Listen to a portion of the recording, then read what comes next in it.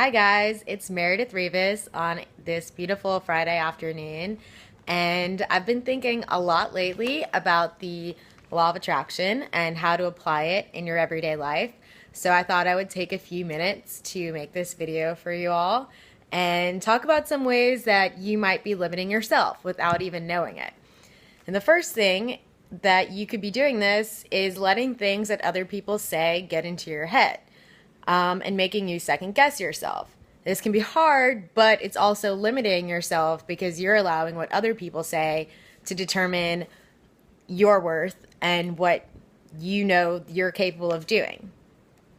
Another way you are limiting yourself is by not setting your bar high enough. What is your standard of excellence?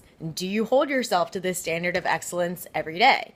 Are your dreams and goals big enough to excite and inspire you? Are you actively working towards your goals through disciplined, structured action every day and reworking the strategies that aren't working? Or are you just sort of taking every day as it comes and sorting out the details later? Because if you're going to be, doing anything, you can't just let life happen to you. You have to go out and pursue it. And this includes, game plans for the day, your goals, and your ambitions. Another way, however, is if you're not giving yourself credit for the things that you are accomplishing. Sometimes you hit a little milestone, however small it may be. But you should really sit back and pat yourself in the back and give yourself credit for hitting those milestones, because that will boost your drive, your willpower, and it'll make you want to tackle those bigger goals that maybe you're not ready to tackle yet, because it feels so good when you do accomplish something. Another way you're limiting yourself is by comparing yourself to other people instead of comparing yourself to yourself. It's so easy to get on Facebook and look at everything that everyone's doing, and look in the magazines, look on TV, and it's really easy to sit there and compare yourself to other people. Well, I don't have a Ferrari. Well, I don't have this. And those people worked a certain amount of hours and a certain amount of time. But you need to ask yourself, a way to overcome this is to ask yourself in the moment, how do I feel about myself right now? If you feel good about yourself, then sometimes it doesn't matter what other people are doing, because you know that you've come a long way in your own life, and that's a reason for you to smile.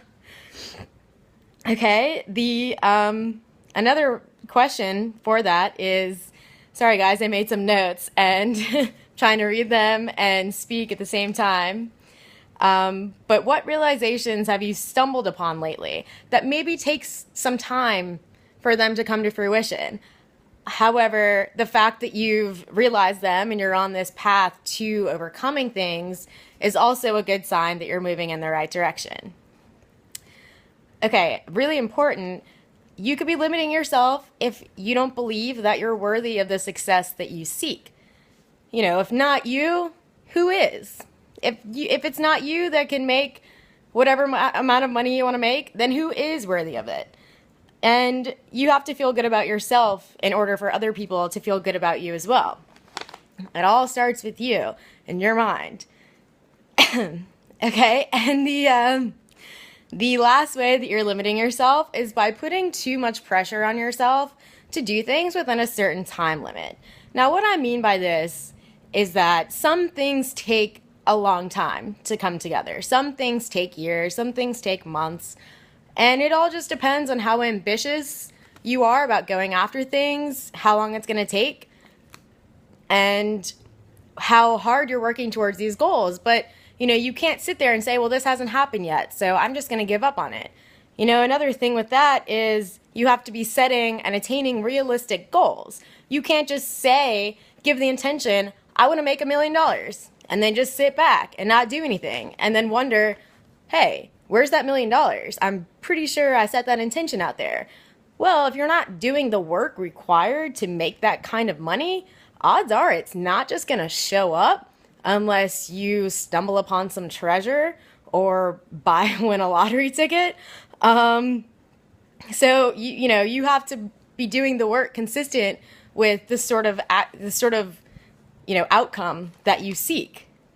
And my last comment on this is that you have to set the intention, visualize the outcome, believe that you will have it, and then get to work creating it. Because it's not just going to show up in your life. As much as you may want it, as good as you are at visualizing, as hard as you're thinking about it, you have to be out there producing the action.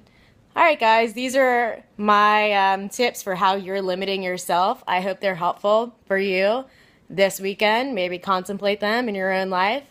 And I'll see you next time. It's Meredith Rivas. Have a great weekend.